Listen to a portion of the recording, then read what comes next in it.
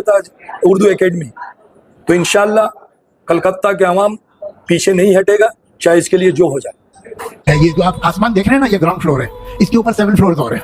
7 floor पे जो paint house है उसमें गॉड रहता है, और वो हर चीज आपकी और मेरी देख रहा है, जो भी हमने किया उसे पता है, और वो सब नोट कर रहा है। फिर जब आप मरते हैं तो एक दिन वो आपको सामने खड़ा करेगा, पूछेगा तुमने ये किया था। तो अगर तुम्हारी मर्जी के बिना पत्ता नहीं हिलता और सब कुछ तुम देख रहे हो, और ये जो रिलीजियस लोग हैं ये मंदिर और मस्जिद और चर्च जाके दुआ भी मांगते हैं, मेरे बेटे को नौकरी मिल जाए, मेरी बेटी की शादी वहां पर हो जाए, तो इसका मतलब है कि ये डे टू डे लाइफ में भी इंटरफेयर करता है। तो फिर ये जो दुनिया में इतना अन्याय है, दुनिया में इतनी भूख है, इतनी बीमारी है, इतनी मजबूरी है, इतने बलात्कार हैं, इतने हत्याएं हैं, ये इसके सामने हो रहे हैं, और ये चाहे तो रोक सकता है, लेकिन ये होने देता है।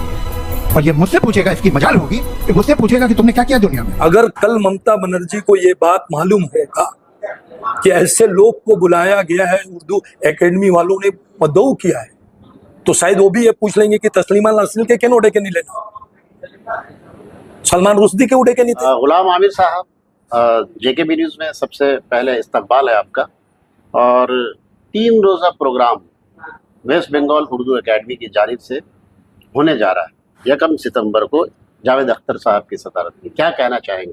पहले तो मैं जेकेबी न्यूज चैनल को मैं शुक्रिया अदा करता हूं कि आपने मुझे ये मौका दिया।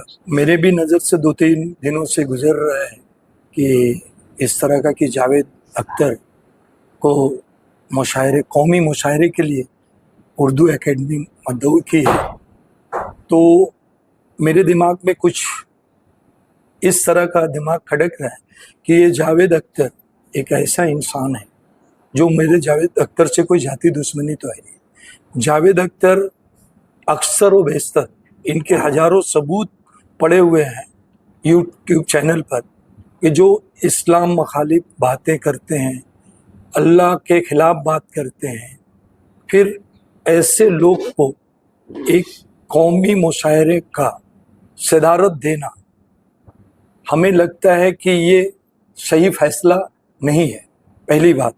दूसरी बात कि ये जो प्रोग्राम है, और भी उर्दू के बहुत बड़े बड़े मानवर लोग हैं जो इस प्रोग्राम को वहाँ पर उसकी सदारत कर सकते हैं, जैसे वसीम बरेलवी साहब हैं, और भी बहुत सारे ऐसे उर्दू दां हैं, मगर वाई जावेद अख्तर।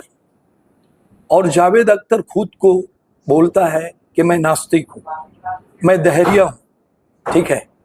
तो जो नास्तिक है वो आदमी उर्दू कौमी मुशायरे की सदारत करेगा, ये हमको या किसी को भी ये हजम नहीं करेगा।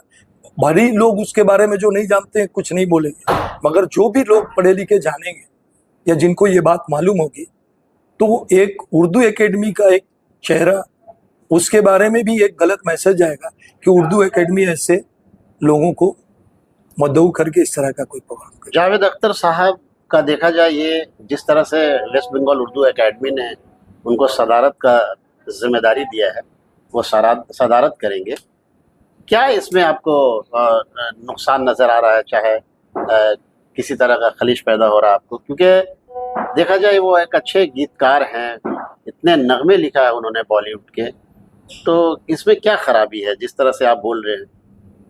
देखिए, खराबी तो कुछ नहीं है, उनके नगमे से कोई खराबी नहीं है, उनके गीत से भी कोई खराबी नहीं है, या पार्टिकुलर उनसे भी कोई खराबी नहीं है, मगर वो खुद अलन ऐलान बोलते हैं कि मैं नास्तिक हूँ, मैं दहरिया हूँ, और आए दिन वो जन्नत का मजाक उड़ाते हैं कि जन्नत में केला नहीं मिलता है, अमरूद नहीं मिलता है, दोजक का मजाक उड़ाते हैं। अल्लाह के बारे में वो गुस्ताखे अल्लाह की तरह बात करते हैं, अल्लाह को बोलते हैं कि वो 7वें फ्लोर पर रहता है, फर्स्ट फ्लोर पर क्यों नहीं आता है। आप एज ए मुस्लिम इस बात को एक्सेप्ट कर रहे हैं? करिएगा, या कोई भी मुस्लिम इस बात को जो भी सुनेगा, जो नहीं जानती ये कोई बात नहीं है, मगर जिस दिन ये बात जान जाएगी कि ये जावेद अख्तर वही मलून इंसान है जो अल्लाह के बारे में इस तरह का ख्याल रखता है और अल्लाह के बनाए हुए चीज़ों दोजक जन्नत के बारे में इस तरह के बयानात देता है, तो उससे प्रॉब्लम है। और ये आदमी, सबसे बड़ी बात, जावेद अख्तर मजहबी मजहबी नहीं है। जावेद अख्तर अदबी दुनिया से आते हैं। जी। जिस तरह से उन्होंने गीत लिखा है, काफी हिट नगमे दिए हैं उन्होंने। तो जावेद अख्तर एक अदब का प्रोग्राम हो रहा है, मुशायरा एक अदब का प्रोग्राम हो रहा है, तो इसमें क्या खराबी है? वो एक मजहबी मौलाना नहीं है कि आप इस तरह से बात कर सकते हैं। देखिए, बहुत अच्छी बात, बहुत अच्छे सवाल किया आपने। मजहबी मौलाना नहीं है, और ये प्रोग्राम भी आपका ये है, ये कवि सम्मेलन भी नहीं है, ये आप कौमी उर्दू मुशायरा है। आप उसके पोस्टर में देख लीजिएगा क्या लिखा हुआ है, कौमी उर्दू मुशायरा, ठीक है। हमको वहाँ पर प्रॉब्लम है। और उर्दू से रिलेटेड क्या, उर्दू बोलने से आप क्या समझते हैं? हिंदी बोला जाए उससे आप क्या समझते हैं? तो तब इस हिसाब से सलमान रुश्दी भी तो राइटर था, ठीक है, तो उसने भी तो लिखा, वो भी तो एक राइटर था, अदीब था, तो उसकी क्यों अगेंस्ट हुई सारी दुनिया में? क्यों उसके अगेंस्ट हुआ? मान लीजिए जो नहीं जान रहे, जावेद अख्तर उसके नाम जानते हैं, मगर उसके कारनामे जिसको नहीं पता है, अगर ये पता जिस दिन होगा तो उर्दू एकेडमी का क्या इज्जत बनेगा? हमारे बच्चों को भी जब जावेद अख्तर के बारे में पता चलेगी, और सिर्फ आलमी मुशायरे में ही नहीं, वो 1 to 1 हमारे ख्याल से उसमें एक प्रोग्राम है, भाई आप देखिएगा जावेद भाई, कि उसमें वो गुफ्तगू का भी बात है, वो बच्चों से गुफ्तगू करेंगे। अगर सपोज दैट कोई बच्चा उनसे इस्लाम से मुतल्लिक कोई सवाल कर लेता तो क्या जवाब देंगे, और हमारे बच्चों पर क्या मैसेज जाएगा? यही हम अपने बच्चों को भी ये बना दे दहरिया या नास्तिक का प्रोग्राम थोड़ी हो रहा है। ये उर्दू से प्रोग्राम कौमी प्रोग्राम है। वो आरएसएस को या किसी को भी खुश करना चाहते हैं, उनका जाति मामला है। हमारा बात उर्दू एकेडमी से, हम बिकॉज मैं भी कलकत्ता से बिलोंग करता हूँ, यहीं पढ़ा हूँ, मेरी भी मादुरी जुबान उर्दू है, ठीक है, मैं भी कलकत्ता से जुड़ा हूँ। तो उर्दू एकेडमी ऐसे लोग को क्यों बुलाएगी?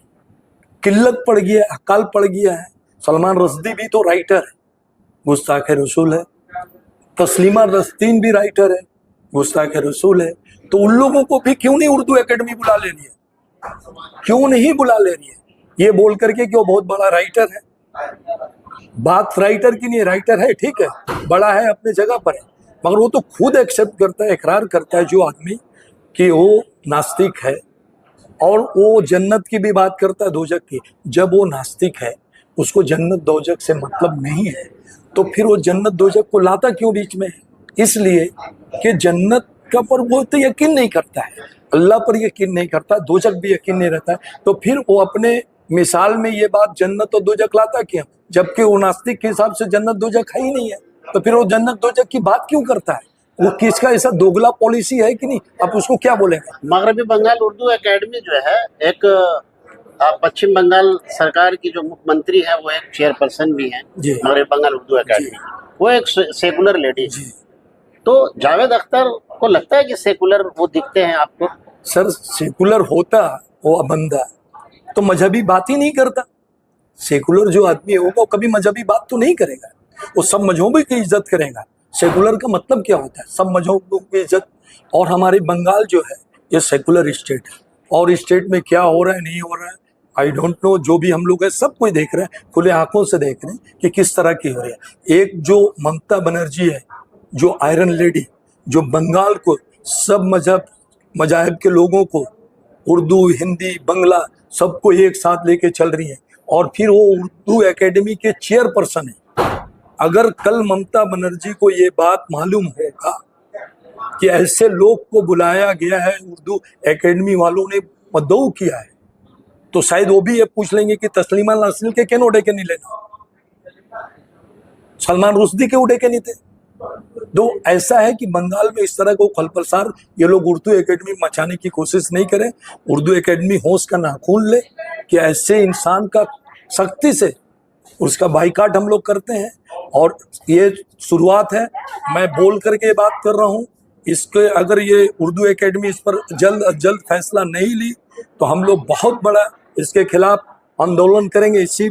और ममता बनर्जी से लेकर के हम लोग थाना, पुलिस, सबको, कि कोई ठीक नहीं कि हमारा यहाँ कि बंगाल को नेशनल इंटीग्रेशन को खत्म करने के लिए या इलेक्शन से रिलेटेड जो भी हो, ये उनका जो भी एजेंडा हो, ये उर्दू एकेडमी इसको सोच ले, समझ ले। तो जावेद अख्तर का बायकॉट होना चाहिए, और अगर वो लोग नहीं करते हैं, होश के नाखून नहीं लेता आज उर्दू एकेडमी, तो इंशाल्लाह कलकत्ता के अवाम पीछे नहीं हटेगा, चाहे इसके लिए जो हो जाए।